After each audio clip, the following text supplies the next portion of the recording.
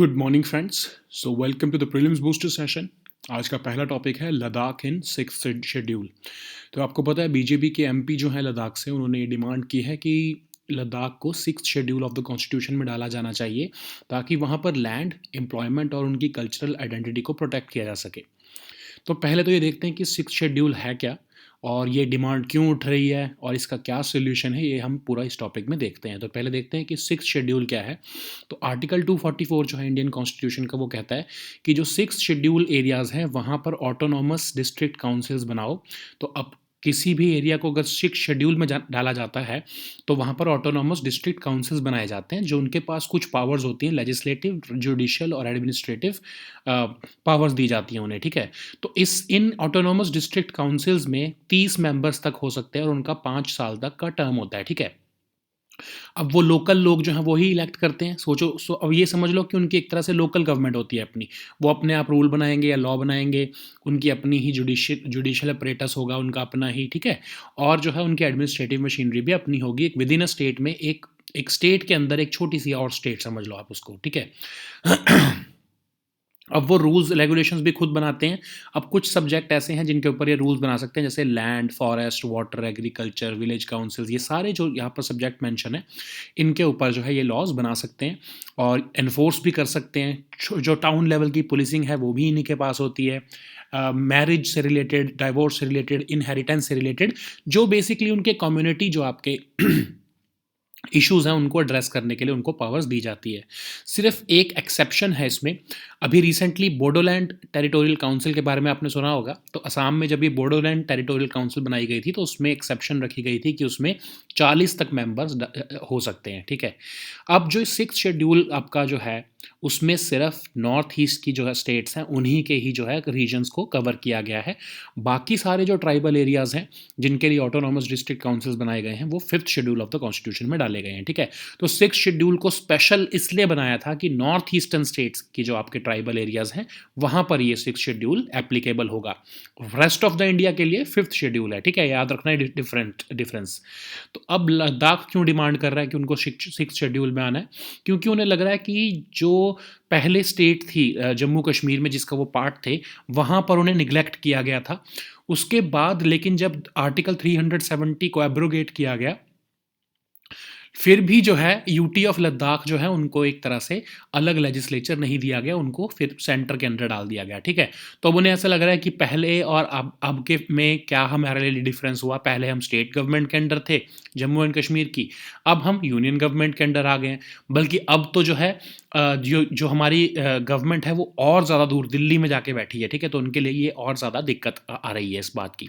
अभी रिसेंटली आपको पता है कि यूटी ऑफ JNK और यूटी ऑफ लद्दाख के लिए डोमिसाइल पॉलिसी भी चेंज किया गवर्नमेंट ने, तो जिसमें क्या है कि बाहर के लोग या जो इन स्टेट से बाहर के जो लोग हैं वो आकर वहाँ पर बस सकते हैं, वो आकर वहाँ पर लैंड खरीद सकते हैं। तो ये लद्दाख के लोगों को ऐसा लग रहा है कि उनके हाथ से उन्हीं के लैंड चले जाएंगे, एम्प्लॉयमेंट, डेमोग्राफी बदल जाएगी, उनकी कल्चरल आइडेंटिटी भी चली जाएगी। ठीक है, तो ये 2 हिल काउंसिल्स जो हैं लद्दाख, लेह और कारगिल के, हमने ऑलरेडी बनाए हुए हैं, लेकिन दोनों को ही जो है वो सिक्स शेड्यूल में नहीं डाला हुआ है। ठीक है, तो वो दोनों जो है काउंसिल्स आपके फिफ्थ शेड्यूल में आते हैं, क्योंकि रेस्ट ऑफ द कंट्री के लिए तो हमने फिफ्थ शेड्यूल बनाया है। तो लेकिन वो ये डिमांड कर रहे हैं कि इसको आप सिक्स शेड्यूल में डालो। सिक्स शेड्यूल में ज़्यादा प्रोटेक्शन है, ज़्यादा पावर्स हैं as compare to fifth schedule. ठीक है, इसीलिए वो इसकी डिमांड रख रहे हैं। ठीक है, तो एक जो है ये आपके MP हैं, जो बीजेपी के MP है लद्दाख से, उन्होंने बोला है कि लद्दाख हिल डेवलपमेंट काउंसिल एक्ट है उसके अंदर ही जो है अमेंडमेंट की जाए और ये बताया जाए कि सेंट्रल गवर्नमेंट का कितना रोल होगा, यूटी एडमिनिस्ट्रेशन का और लेफ्टिनेंट गवर्नर का कितना रोल होगा। ठीक है, अब जो है लोग जो है ग्राउंड पर लद्दाख में क्या डिमांड कर रहे हैं, तो कुछ बहुत सारी जो कोलिशंस बने हुए हैं अलग अलग, सोशल लेवल पर अलग है, रिलीजियस लेवल पर अलग है, पॉलिटिकल रिप्रेजेंटेटिव्स अलग हैं। तो वो तो कह रहे हैं कि एक फुल स्टेटहुड दे दो लद्दाख को, जैसे जैसे JNK डिमांड कर रहा है कि आप पूरी स्टेटहुड दे दो, हम अपनी असेंबली हमारी बना दो, एक पूरा स्टेट बना दो हमको। लेकिन कारगिल जो है, कारगिल डिस्ट्रिक्ट जो है वहाँ पर शिया मुस्लिम्स जो है वो डोमिनेट करते हैं। वो कह रहे हैं कि हमारा स्पेशल स्टेटस जो है वो रिस्टोर किया जाए। ठीक है, तो उन्होंने कुछ तो हैं जो उसमें वो स्पेशल स्टेटस की डिमांड कर रहे हैं और वो कह रहे हैं हमें जम्मू कश्मीर के साथ मर्ज कर दिया जाए। ठीक है, अभी ये कारगिल डिस्ट्रिक्ट आपका यूटी ऑफ लद्दाख में ही आता है। अब क्या हम 6 शेड्यूल में डाल सकते हैं लद्दाख को? तो आपका जो national commission for scheduled tribes है, उन्होंने जब ये आर्टिकल 370 हटाया गया था, तो उसके ही अगले महीने सितंबर 2019 में ये बोला, क्योंकि लद्दाख में 97% से भी ज़्यादा पॉपुलेशन ट्राइबल है, इसीलिए इसको 6 शेड्यूल में डाल देना चाहिए। लेकिन गवर्नमेंट ने ऑफ कोर्स इस चीज़ को नहीं माना, क्योंकि अभी तक कोई भी रीजन जो है कोई भी ऐसा रीजन नहीं है जहाँ पर 6 शेड्यूल में हो और वो नॉर्थ ईस्ट के बाहर का हो, ठीक है? तो सिर्फ नॉर्थ ईस्ट के ही हमने एरियाज़ को 6 शेड्यूल में डाला हुआ है। रादर कुछ एरियाज़ तो नॉर्थ ईस्ट के भी हैं, जैसे मणिपुर है, नागालैंड, अरुणाचल, यहाँ पर भी जो है बहुत ज़्यादा मेजॉरिटी में ट्राइबल पॉपुलेशन है, फिर भी हमने इनको 6 शेड्यूल में नहीं डाला है, ठीक है?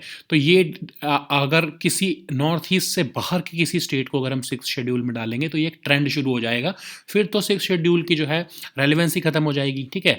तो कॉन्स्टिट्यूशन इसलिए बहुत क्लियर है इस बात पे कि 6 शेड्यूल हमने नॉर्थ ईस्ट के लिए बनाया था। आपको अगर प्रोटेक्शन ही चाहिए, आपको ऑटोनॉमस काउंसिल्स चाहिए, तो आप 5th शेड्यूल में आपको हम डाल सकते हैं, ठीक है? लेकिन ऑफ कोर्स जो है ये गवर्नमेंट का प्रेरोगेटिव है, अगर गवर्नमेंट चाहे तो कॉन्स्टिट्यूशनल अमेंडमेंट कर सकती है और ये एक अलाउ कर सकती है कि 6 शेड्यूल में जो है आपके नॉर्थ ईस्ट से बाहर के भी स्टेट जो हैं, अगर उनको चाहें तो गवर्नमेंट ऑफ इंडिया उनको डाल सकती है, ठीक है? लेकिन इसके लिए कॉन्स्टिट्यूशन में अमेंडमेंट करने की ज़रूरत पड़ेगी, ठीक है? सो नेक्स्ट टॉपिक देखते हैं, जो कि है सलार मसूद राजा सुहेलदेव। तो अभी पीएम मोदी जब काशी विश्वनाथ धाम कॉरिडोर का जो है शिलान्यास कर रहे थे, इनॉग्रेशन कर रहे थे, तो उन्होंने 2 जो है ऐसे इंसिडेंट्स के ऊपर जो है वो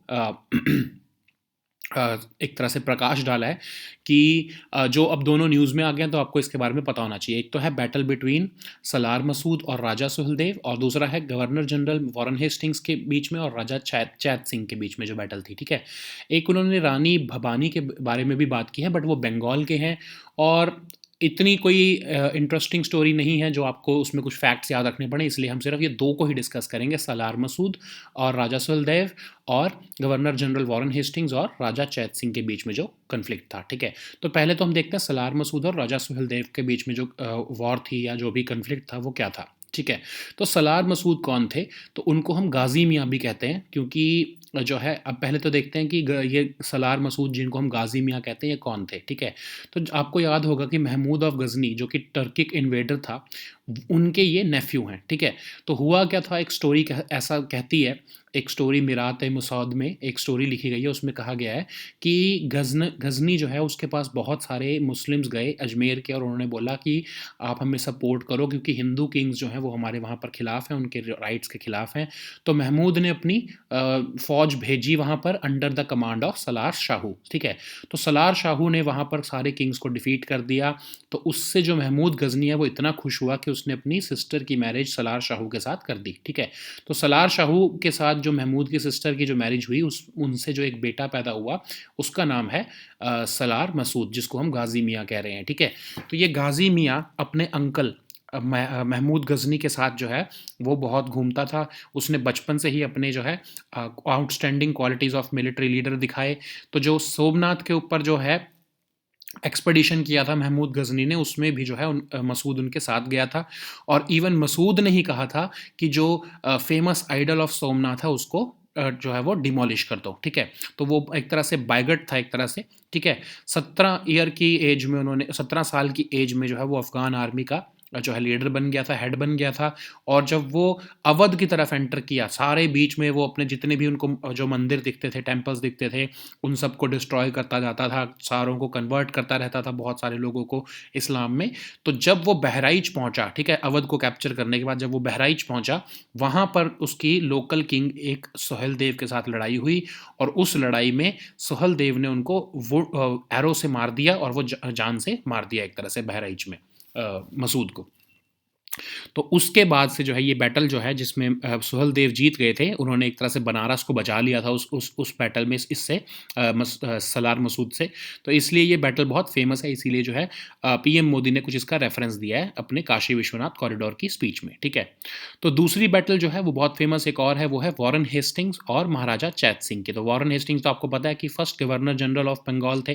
तो जब वो उनकी ये स्टोरी है कि महाराजा चैत सिंह और उनके सपोर्टर से हार कर वो वहाँ से भागे थे बंगाल से बनारस से, तो ये स्टोरी है उसकी, ठीक है।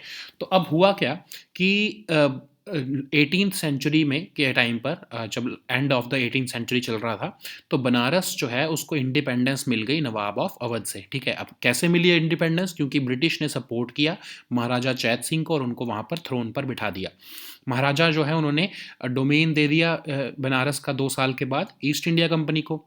जब जब ईस्ट इंडिया कंपनी जो आपके जो है वॉरेन हेस्टिंग्स जो है वो मैसूर वॉर में इन्वॉल्व थे हैदर अली के अगेंस्ट, तो उनको बहुत ज़्यादा खर्चा हो रहा था और उनको ट्रूप्स की भी ज़रूरत थी। तो उन्होंने जो है महाराजा चैत सिंह को बोला कि आप एडिशनल रेवेन्यू पेमेंट करो और हमें सब ट्रूप्स भी सप्लाई करो, जो कि महाराजा चैत सिंह ने करने से मना कर दिया, ठीक है। तो हेस्टिंग्स ने पहले तो उनको लेटर भेजा कि आप कंप्लाई करो, आपको हम ऑर्डर दे रहे हैं। तो उन्होंने उससे कंप्लाई करने से मना कर दिया। उन्होंने बोला कि जितना हम कर सकते थे इतना ही हम पे कर सकते हैं, इससे ज़्यादा हम ट्रूप्स नहीं दे सकते। तब वॉरेन हेस्टिंग जो है उन्होंने उसके ऊपर अटैक कर दिया महाराजा चैत सिंह के ऊपर और उनको हाउस अरेस्ट में कैद कर दिया, ठीक है।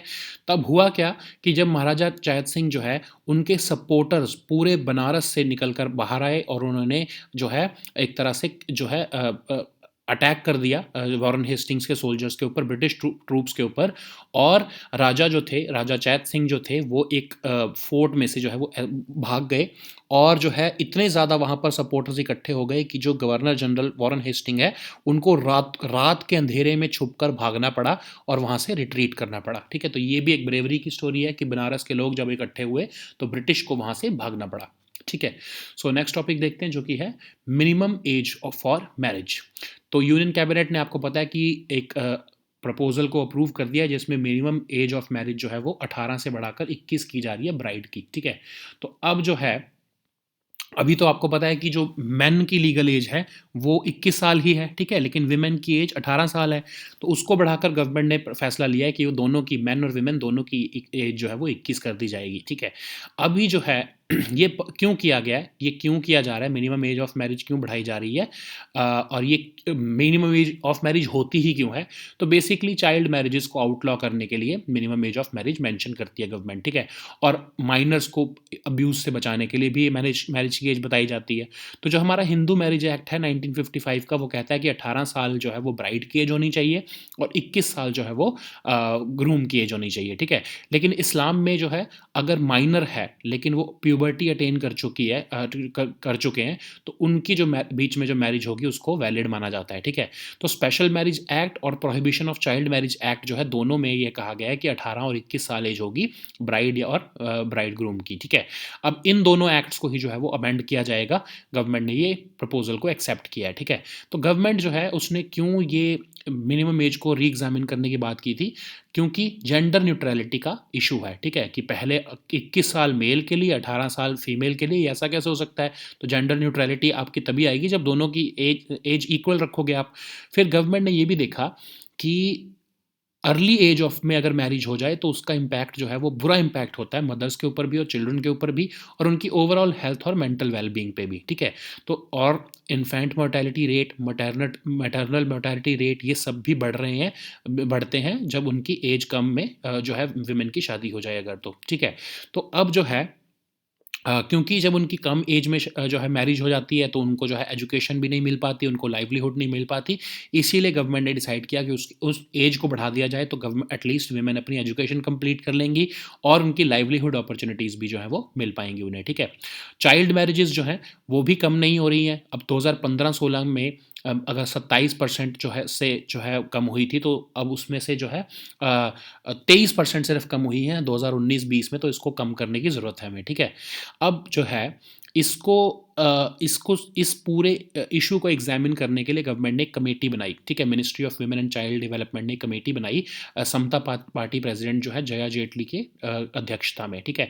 और उस कमेटी को कहा गया कि आप देखो कि क्या मैरिज की एज होनी चाहिए, विमेन के न्यूट्रिशन से रिलेटेड क्या इशूज़ हैं हमारी सोसाइटी में, anaemia, infant mortality rate, maternal mortality rate और जो भी सोशल इंडाइसिस हैं उनको हम कैसे इंप्रूव कर सकते हैं। तो इस कमेटी को कहा गया कि क्या मिनिमम एज ऑफ मैरिज को अगर हम इंक्रीज़ करें तो उसका कोई इफेक्ट पड़ेगा विमेन और चाइल्ड हेल्थ पे, और कैसे हम विमेन के एक्सेस टू एजुकेशन को बढ़ा सकते हैं। ये सारी जो है इसके ऊपर रिपोर्ट दी जाए हमें, ठीक है।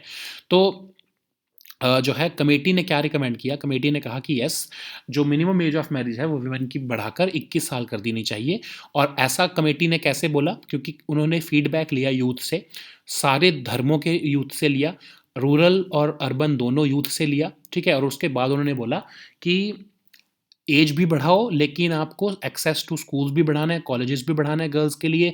उनको आप ये भी इंश्योर करना है कि ट्रांसपोर्टेशन भी उनकी सेफ़ हो, स्किल और डेवलपमेंट और बिजनेस ट्रेनिंग भी मिलनी चाहिए उनको, और स्कूल्स में सेक्स एजुकेशन भी जो है वो ठीक से मिलनी चाहिए, ठीक है।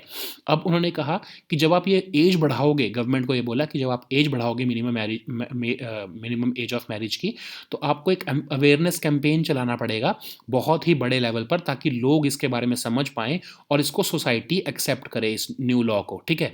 ऐसा नहीं है आप सीधा बस लॉ लेके आए, आपने किसी को लोगों को इसके बारे में अवेयरनेस जनरेट नहीं की, तो लोग इसे एक्सेप्ट नहीं करेंगे, सोसाइटी इसको एक्सेप्ट नहीं करेगी, ठीक है। तो इसलिए उन्होंने अवेयरनेस कैंपेन चलाने को भी बोला है। अब क्रिटिसिज्म क्या है? कुछ लोग ऐसा कह रहे हैं कि बहुत से लोग जो हैं उनकी मैरिजेज़ जो हैं इससे इल्लीगल हो जाएगी, क्योंकि बहुत से ऐसी शेड्यूल्ड कास्ट और शेड्यूल्ड ट्राइब्स में कम्युनिटीज़ हैं जो अभी भी जो हैं कम एज में जो है वो मैरिज कर रही हैं, और ये लॉ एक तरह से उन सब की मैरिजेज़ को इल्लीगल कर देगा। चाइल्ड मैरिजेज़ अभी भी चल रही हैं, और जो है लॉ की वजह से चाइल्ड मैरिजेज़ नहीं रुकेंगी। हमको एजुकेशन और एम्प्लॉयमेंट अपॉर्च्युनिटीज़ देके गर्ल की और उसकी फैमिली को जो है वो चाइल्ड मैरिजेस को रोकने की ज़रूरत है, ठीक है। तो उन्होंने कहा है कि कोअर्जन से नहीं रोक सकते हमको एजुकेशन से ही इसको रोकना चाहिए, ठीक है। सो नेक्स्ट टॉपिक देखते हैं, जो कि है विकास पोर्टल। तो union minister for rural development और पंचायती राज जो है, उन्होंने एक विकास पोर्टल जो है वो लॉन्च किया है। तो विकास पोर्टल क्या है? तो ये एक management information system based portal है, जिसमें स्टेट्स और यूटीज़ को रैंक किया जाएगा कि वो कैसे जो है लैंड एक्विजिशन जो है वो उनके स्टेट्स में कैसा चल रहा है, ठीक है। मतलब लैंड एक्विजिशन के लिए प्रोजेक्ट्स के लिए लैंड एक्विजिशन करना पड़ता है किसी भी प्रोजेक्ट के लिए, तो वो कौन सी स्टेट जो है वो उसमें ज़्यादा अच्छा परफॉर्म कर रही है, ये सारा जो है वो इस एक्ट में इस MIS पोर्टल पे स्टेट्स को और यूटीज़ की रैंकिंग की जाएगी, ठीक है। तो अभी आपको पता है कि कोई भी अगर डिले हो जाए प्रोजेक्ट्स में लैंड की जो है प्रोक्योरमेंट में या लैंड की जो है एक्विजिशन में, तो उससे पूरा प्रोजेक्ट डिले हो जाता है, ठीक है। तो स्टेट्स आपस में कम्पीट कर सकें, स्टेट्स आपस में जो है एक तरह से देख सकें, एक दूसरे से सीख सकें, तो इसीलिए इस पोर्टल को बनाया जा रहा है, ताकि देखा जा सके कि कौन सी स्टेट जो है वो जल्दी से जल्दी लैंड को एक्वायर कर लेती है, ठीक है। तो ये स्पीड भी बढ़ जाएगी इसकी प्रोजेक्ट्स की, और जो है आपस में जो है वो एक दूसरे से सीख भी सकते हैं कि कैसे हैं जो है एक्विजिशन को हम जल्दी से जल्दी कर सकते हैं, ठीक है। सो अब जो है आपके डिपार्टमेंट ऑफ लैंड रिसोर्सेज जो हैं उन्होंने इस पोर्टल को डेवलप किया है, ठीक है। अब इसमें बहुत सारे इन्फॉर्मेशन कैप्चर करेगी ये पोर्टल, जैसे कि आपका लैंड एक्विजिशन से रिलेटेड जो भी इन्फॉर्मेशन है, स्टेट्स की रैंकिंग कैसे कर सकते हैं इसके अंदर हम, कि स्टेट्स कैसा जो है वो परफॉर्म कर रही हैं लैंड एक्विजिशन में, ये सारी रैंकिंग इसमें की जाएगी, इससे आपको सारा डेटा मिल जाएगा, ठीक है। और अब लैंड एक्विजिशन जो है वो होती कैसे है, वो कौन से एक्ट के अंदर होती है? तो हमारे लिए 2013 का जो लेटेस्ट एक्ट है उसके अंदर लैंड एक्विजिशन की जाती है। तो इस एक्ट का नाम है right to fair compensation and transparency in land acquisition, rehabilitation and resettlement act. तो 2013 में ये एक्ट पास हुआ था।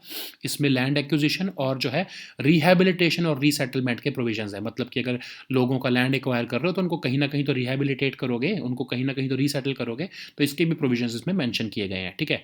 तो अब कोई भी लैंड को एक्वायर करने से पहले वहाँ पर सोशल इम्पैक्ट असेसमेंट सर्वे करना इंपॉर्टेंट है, जिसमें कि बताना पड़ेगा कि क्या किस इंटेंट के लिए आप, किस पर्पस के लिए आप लैंड को एक्वायर कर रहे हो।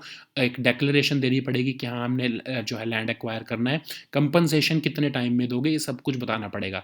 और अगर प्राइवेट समझ लो सेक्टर के लोग जो हैं वो लैंड को एक्वायर कर रहे हैं किसी बड़े प्रोजेक्ट के लिए, तो रिहैबिलिटेशन और रीसेटलमेंट का भी उनको पूरा डिटेल देना, ब्यौरा देना पड़ेगा कि वो लोगों को, जो वहाँ पर लोग रह रहे हैं उनको कहाँ पर रिहैबिलिटेट करेंगे, कहाँ पर रीसेटल करेंगे, ठीक है। तो अब कंपनसेशन, कंपनसेशन क्या होता है, किस रेट पर लैंड को खरीदा जाएगा। तो अगर रूरल एरियाज में लैंड जो है वो एक्वायर किया जा रहा है तो उसको 4 गुना मार्केट वैल्यू से 4 गुना रेट देने पड़ेंगे उसके लिए, ठीक है। और अगर अर्बन एरियाज में लैंड को एक्वायर किया जा रहा है तो उसके मार्केट वैल्यू के 2 गुना रेट जो है वो लोगों को देने पड़ेंगे, ठीक है।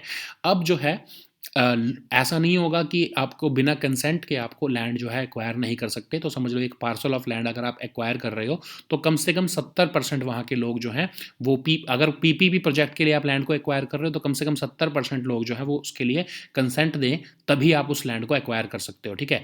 लेकिन अगर प्राइवेट कंपनीज लैंड को एक्वायर कर रही हैं तो वो कंसेंट में मतलब 80% लोग कम से कम उसके लिए कंसेंट देने चाहिए कि हाँ आप हमारा लैंड एक्वायर कर सकते हो, ठीक है। अब जो है अगर लार्ज पीसेस ऑफ लैंड जो है वो प्राइवेट कंपनीज एक्वायर कर रही हैं तो उनको रिहेबिलिटेशन और रीसेटलमेंट भी करना पड़ेगा उन लोगों का जिनका लैंड एक्वायर किया जा रहा है, ठीक है। अब कुछ ये आपके एक्ट्स हैं, 16 ऐसे एक्ट्स हैं जिनके ऊपर इस लैंड एक्विजिशन एक्ट जो 2013 है उसके प्रोविजंस जो है अप्लाई नहीं होते। तो समझ लो अगर स्पेशल इकोनॉमिक जोन्स बनाने के लिए या एटॉमिक एनर्जी एक्ट के अंदर लैंड को एक्वायर किया जा रहा है या रेलवेज एक्ट के अंदर लैंड को एक्वायर किया जा रहा है तो ये सारी कंडीशंस जो है वो उस केस में लागू नहीं होंगी, ठीक है। तो नेक्स्ट टॉपिक देखते हैं जो कि है index on foundational literacy and numeracy. So economic advisory council जो है प्राइम मिनिस्टर की, उन्होंने उनको रिपोर्ट सबमिट की है प्राइम मिनिस्टर को कि इंडिया में स्टेट ऑफ फाउंडेशनल लिटरेसी और न्यूमरेसी कैसा चल रहा है इस टाइम पर, ठीक है। तो ये रिपोर्ट किसने बनाई है? इंस्टीट्यूट फॉर कंपेटिटिवनेस ने। और ये क्योंकि आपकी जो फाउंडेशनल लिटरेसी है और न्यूमरेसी है वो आपके अर्ली एजुकेशन ईयर्स में बच्चे की डेवलपमेंट के लिए इंपॉर्टेंट होती है, तो इसलिए इसके बारे में रिपोर्ट दी गई है कि कैसा जो हमारी स्टेट्स वो परफॉर्म कर रही हैं, ठीक है। तो 5 ऐसे जो हैं पिलर्स हैं: educational infrastructure, access to education, basic health, learning outcome, ये लर्निंग है, लीनिंग नहीं है, ठीक है, तो याद रखना। तो लर्निंग आउटकम्स और गवर्नेंस, ठीक है। तो इन 5 पिलर्स के ऊपर जो है इस रिपोर्ट को बनाया गया है, ठीक है। तो पहले तो ये समझ लो कि फाउंडेशनल लिटरेसी और न्यूमरेसी क्या होती है, ठीक है। तो फाउंडेशनल लिटरेसी न्यूमरेसी मतलब आपके बच्चे की बेसिक रीडिंग की कैपेबिलिटी कैसी है, राइटिंग वो कर लेता है या नहीं कर लेता है, बेसिक मैथमेटिक्स स्किल्स उसे आते हैं या नहीं आते हैं स्कूल से। तो ये उसको आप मेजर करोगे, जो उसको कहते हो उसको कहते हैं फाउंडेशनल लिटरेसी एंड न्यूमरेसी, ठीक है। तो अब कई जो है जैसे आप देखोगे कि अर्बन एरियाज़ में जो है वो बच्चों की थोड़ी अच्छी होती है foundational literacy and numeracy as compare to कुछ रूरल एरियाज़ जहाँ पर स्कूल जो है की कंडीशंस अच्छी नहीं है, तो बच्चे ये उनकी जो बेसिक लेवल की जो ट्रेनिंग है वो उनकी ठीक नहीं होती, फाउंडेशनल लिटरेसी और न्यूमरेसी उनकी ठीक नहीं होती है, ठीक है। तो इसी को ही मेजर किया है इस रिपोर्ट ने। तो इस रिपोर्ट ने कहा है कि कुछ स्टेट्स जो कि बहुत अच्छा परफॉर्म कर रही हैं लेकिन उन्हें भी जो है दूसरी स्टेट से सीखने की ज़रूरत है। जैसे एग्जाम्पल दिया है इसमें कि केरला वैसे तो बेस्ट परफॉर्मर है स्मॉल स्टेट की कैटेगरी में, कि बेस्ट परफॉर्मर स्टेट है, लेकिन आंध्र प्रदेश से उन्हें ये सीखने की ज़रूरत है कि एक्सेस टू एजुकेशन जो है वो कैसे बढ़ाया जा सकता है, ठीक है। उसमें केरला अच्छा नहीं परफॉर्म कर रहा है। जो गवर्नेंस का पिलर है उसमें लगभग हाफ से भी ज़्यादा स्टेट्स जो हैं वो नेशनल एवरेज से कम परफॉर्म कर रही हैं, ठीक है। तो इसलिए हमको ये देखना पड़ेगा कि कितना बजट जो है ये स्टेट्स जो हैं अपनी स्कूलिंग पे लगा रही हैं और कैसे ये और अपनी स्टेट ऑफ एजुकेशन को कैसे इंप्रूव कर सकते हैं, ये हमको देखना पड़ेगा, ठीक है। एक्सेस टू एजुकेशन ऐसी चीज़ है जिसको हमारे को इसी टाइम उस पर एक्शन लेने की ज़रूरत है, प्रॉम्प्ट एक्शन लेने की ज़रूरत है। क्योंकि आप देखो बड़ी स्टेट्स राजस्थान, गुजरात, बिहार ऐसी स्टेट्स हैं जिनमें जो एक्सेस टू एजुकेशन में बिलो एवरेज परफॉर्मेंस दे रही हैं, ठीक है। लेकिन नॉर्थ ईस्टर्न स्टेट्स ऐसी एक्सेस टू एजुकेशन में हाईएस्ट स्कोर जो है वो लेकर आई हैं, तो एक तरह से सुपीरियर परफॉर्मेंस है उनकी बड़ी स्टेट्स के कंपैरिजन में, ठीक है। तो ये ऐसी कुछ हाईलाइट्स हैं इस रिपोर्ट की। तो इसके बारे में हमको ये देखना पड़ेगा कि ऐसा नहीं है कि केरला हर चीज़ में अच्छा परफॉर्म कर रहा है, या बड़ी स्टेट्स हैं अगर राजस्थान, गुजरात, बिहार, तो वो नॉर्थ ईस्टर्न स्टेट से अच्छा परफॉर्म कर रही होगी, कि एक मिक्स्ड बैग है। इसके बारे में हमको हमारी ये डिमांड ये है कि इस टाइम पर अब सबसे पहले हमें एक्सेस टू एजुकेशन के ऊपर फोकस रखना है, फिर उसके बाद हमें गवर्नेंस के पिलर को भी सुधारना है और हमें ओवरऑल परफॉर्मेंस स्टेट्स की सुधारनी पड़ेगी, क्योंकि ये वरना फाउंडेशनल लिटरेसी और न्यूमरेसी जो है वो बच्चों की इंप्रूव नहीं हो पाएगी, ठीक है। तो ये इस रिपोर्ट को इकोनॉमिक एडवाइजरी काउंसिल ने प्राइम मिनिस्टर को सबमिट किया, तो उसके बारे में भी देखते हैं थोड़ा सा। तो ये एक नॉन कॉन्स्टिट्यूशनल और नॉन स्टैट्यूटरी और नॉन परमानेंट बॉडी होती है EAC टू PM। तो ये जितने भी क्रिटिकल इश्यूज़ हैं इकोनॉमिक या अदरवाइज, क्योंकि आजकल इकोनॉमी को आप सिलोज में नहीं देख सकते, उसके ऊपर पॉलिटिकल इम्पैक्ट भी होगा, सोशल इम्पैक्ट भी होगा, तो ये सारे इश्यूज़ को जो है वो इकट्ठे करके देखते हैं और प्राइम मिनिस्टर को एडवाइस करते हैं कि कैसे जो है पॉलिसी बनानी चाहिए आगे, ठीक है। पीरियोडिकली रिपोर्ट्स देते रहते हैं प्राइम मिनिस्टर को, जैसे कि आप समझ लो इन्फ्लेशन पे रिपोर्ट, GDP जीडीपी में कोई चेंज आ रहा है, एक्सपोर्ट इंपोर्ट में, कैसे इन्वायरमेंट हम अच्छा बना सकते हैं इंडिया में कि ट्रेड और कॉमर्स हमारा बढ़े, ठीक है। तो ये सारी रिपोर्ट्स जो हैं ये प्राइम मिनिस्टर को सबमिट करते हैं। और अगर प्राइम मिनिस्टर ने कहे कि मैक्रो इकोनॉमिक इशूज़ के अलावा भी कोई हाई इंपॉर्टेंस वाली आप चीज़ पे सजेशन दो, तो उस पे भी सजेशंस प्राइम मिनिस्टर को ये जो है EAC, economic advisory council to prime minister, देती है, ठीक है। So now let us see all these topics in English. So the first topic is Ladakh in sixth schedule. Okay, so BJP MP from Ladakh has said that this region of Ladakh should be included in the sixth schedule of the constitution because the people of Ladakh want to safeguard their land, employment, and cultural identity. So what is this? What is this sixth schedule?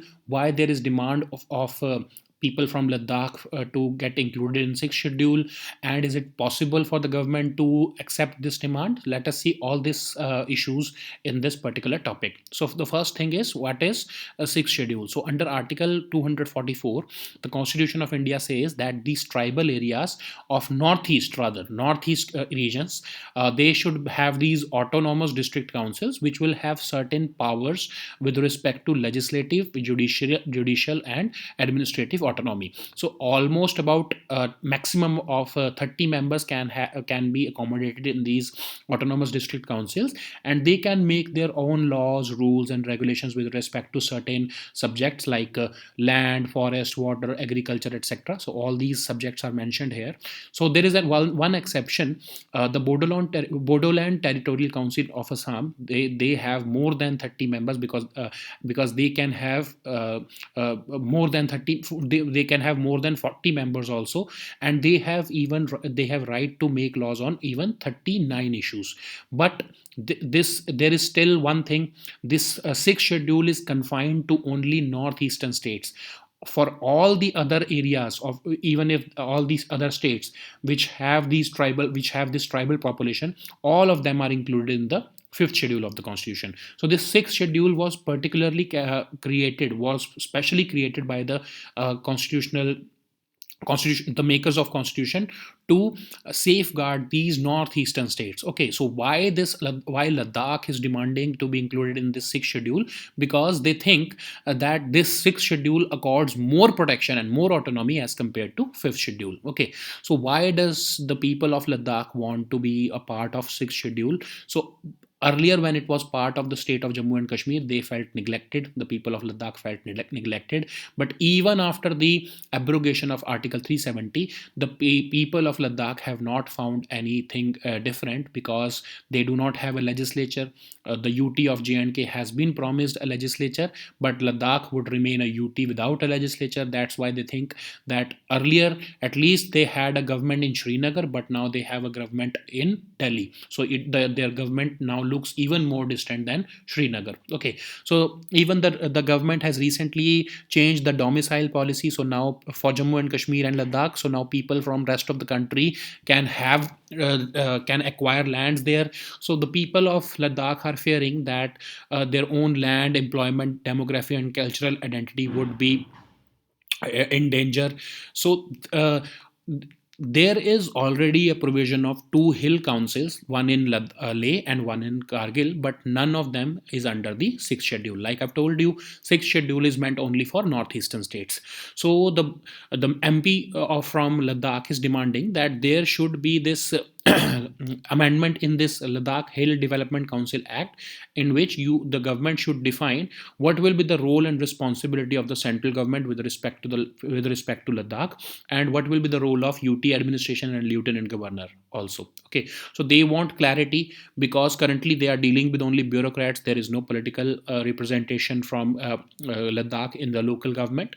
That's why they have been demanding this inclusion in sixth schedule. Okay, so some people on the ground are even demanding separate full statehood for Ladakh, like there was earlier for Jammu and Kashmir. So they are demanding full statehood within the Indian Union. Okay, in Kargil district, there are certain category of people who are seeking restoration of special status, which was there earlier before August 2019, and they also want a merger with the UT of J&K. Okay, so that demand, of course, is not going to be accepted, but this demand of sixth schedule, the government can think about about it. Okay, but because is it possible that this Ladakh can be included in the sixth schedule? Is it possible? So after just 1 month after the abrogation of Articles 370, the National Commission for Scheduled Tribes recommended the government that Ladakh is having tribal population of more than 97%. That's why it should be included in the sixth schedule.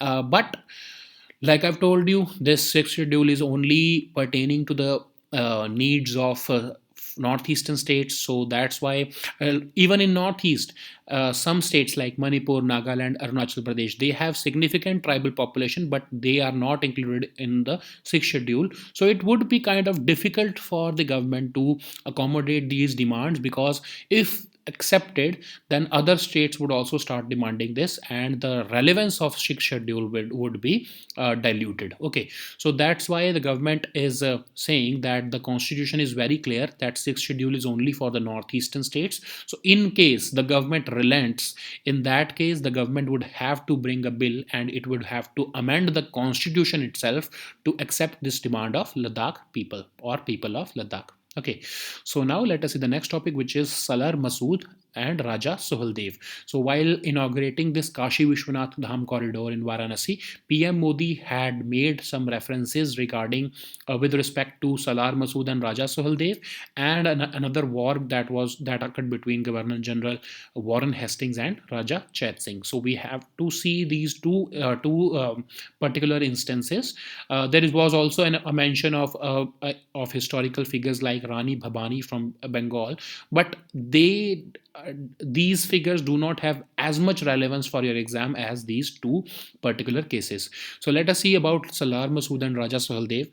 So Salar Masood was also known as Ghazi Mia. Okay, so this Ghazi Mia was the nephew of 11th century Turkic invader. No, you already know about him, Mahmud of Ghazni. Okay, so there is a book, or there is a hagiography which is written by Abdur Rahman Chishti, and this book basically says that when Mahmud of Ghazni received several envoys from or Muslims from Ajmer in 1011 CE, they asked for support of Ghazni against the Hindu kings of that region. Okay, so once the Ghazni accepted the demands of these Muslims of Ajmer, he sent his forces to Ajmer under the command of Salar Shahu. And this Salar Shahu defeated these kings and subjugated this entire region adjacent to the city.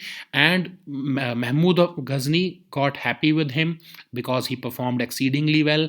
And in this impression, he gave his sister in marriage to Salar Shahu. And Salar Masood is the son who was born out of this marriage. Okay, so Masood was basically a nephew of Mahmud of Ghazni, and he had displayed outstanding military capabilities when he was when he was a child.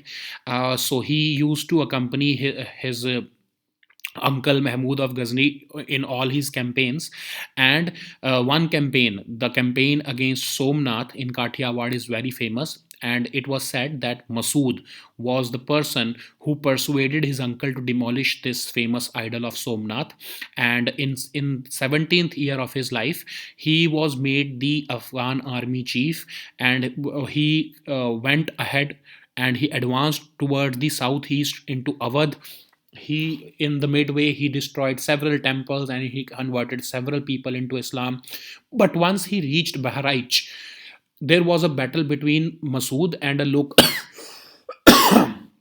and a local king by the name of Suheldev. Okay, so Suheldev basically wounded him with an arrow, and Salar Masood was killed by that arrow. Okay, so that's why this is a bravery, a story of bravery, or a tale of bravery in which Raja Suheldev prevented or protected Banaras from the invasion of Salar Masood. Okay, so there is another story with respect to Warren Hastings and Maharaja Chet Singh. So you know that first Governor General of Bengal, Warren Hastings, was there. He was there when he defeated Nawab of Awadh with the help of Maharaja Chet Singh, and he declared Benares as an independent state or an independent region, and he severed it from Nawab of Awadh. Warren Hastings installed Maharaja Chet Singh to the throne of Banaras, and in return, Maharaja transferred the domain of Banaras to East India Company. Okay, so when Warren Hastings was fighting Hyder Ali in the Mysore War, he was needing he was needing troops as well as money for his Mysore war adventure. So he asked Maharaja Chet Singh to make additional revenue payments and even supply troops. But Maharaja Chet Singh said no to him. He said that he has already paid enough and he does not have anything more to pay to Warren Hastings.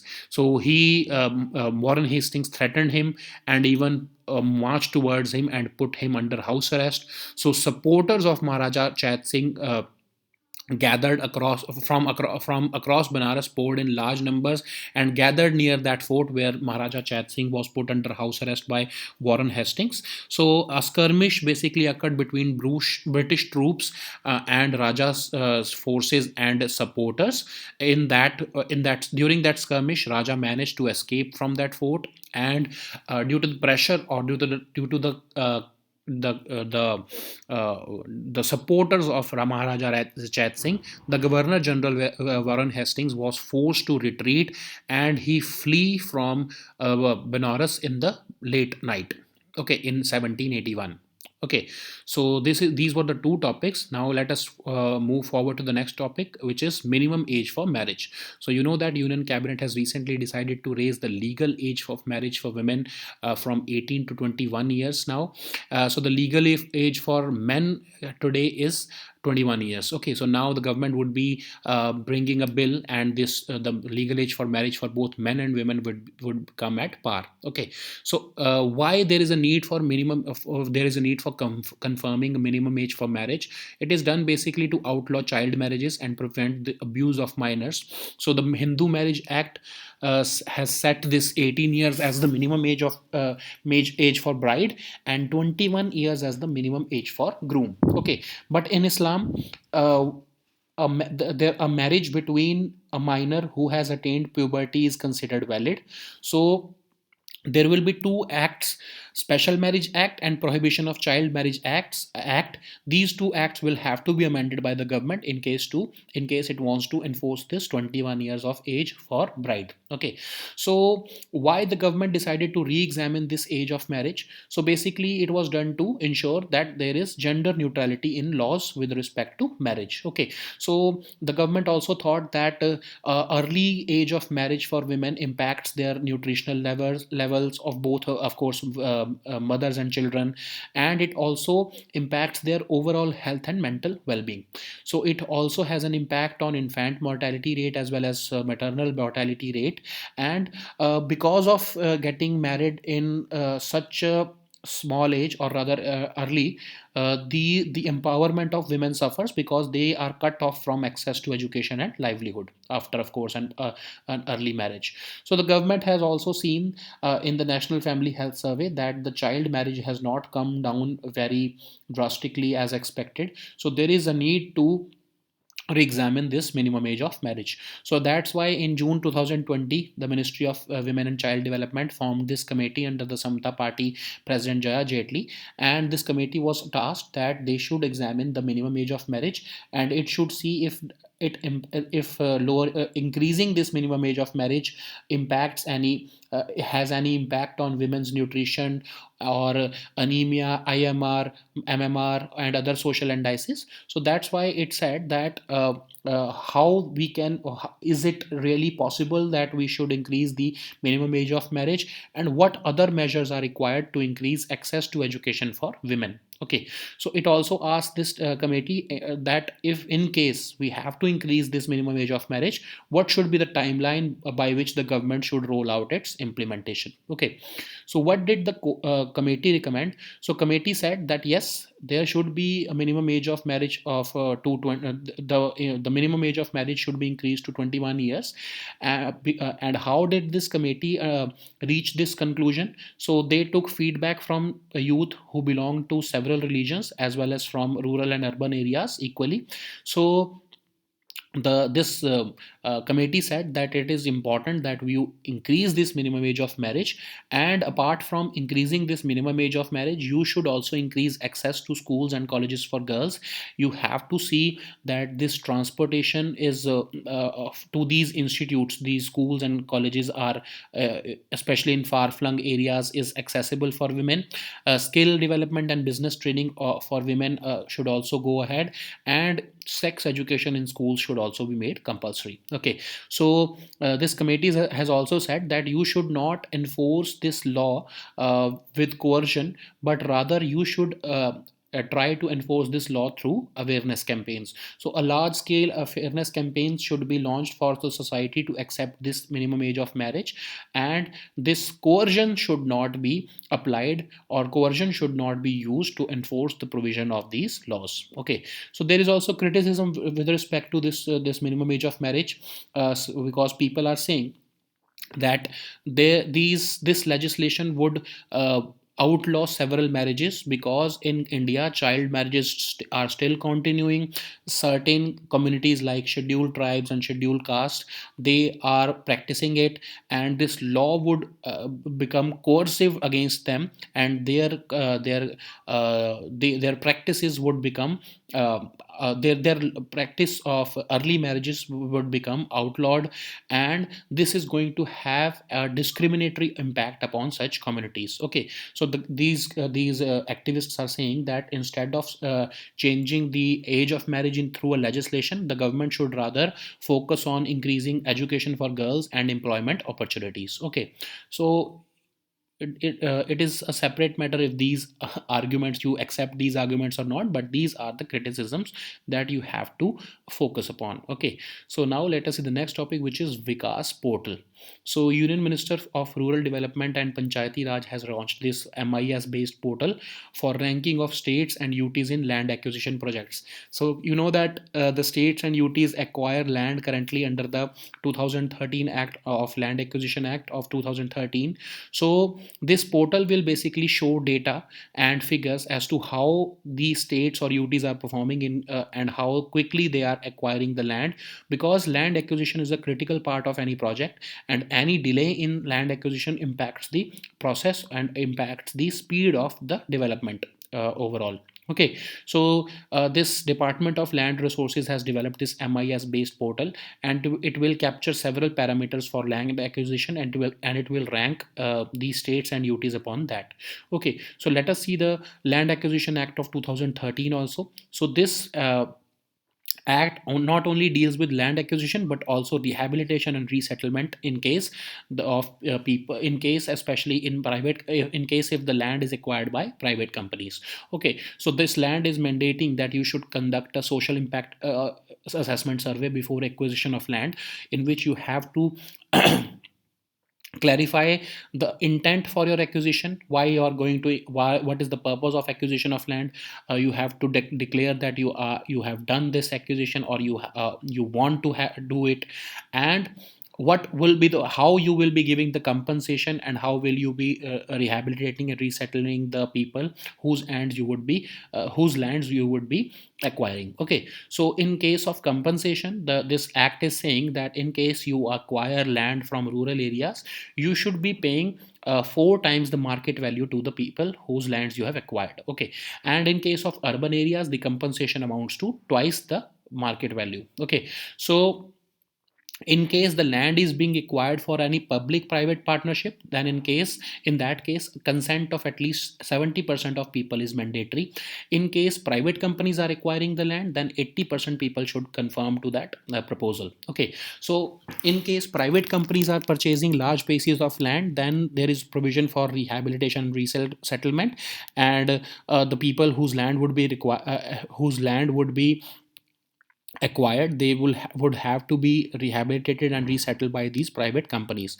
So these provisions of Land Acquisition Act do not apply in 16 existing legislations. In case the land is acquired for the purposes of these 16 areas, these provisions shall not apply. Okay, so some of them are like if the government is creating special economic zones, if there is a the government is acquiring land for something, let's say a nuclear power plant, or any defense related nuclear issues, or even railways act also. Okay, so in under these legislations, this land acquisition act provisions would not apply. Okay, so now let us see the next topic, which is index on foundational literacy and numeracy. So economic advisory council to the prime minister has released the report on state of foundational literacy and numeracy in India.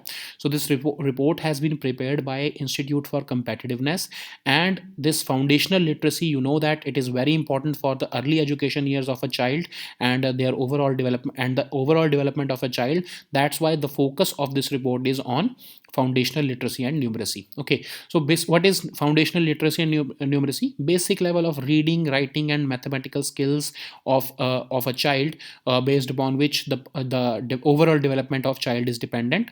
And this report is focusing upon five pillars, that is educational infrastructure, access to education, basic health, learning outcomes, and governance.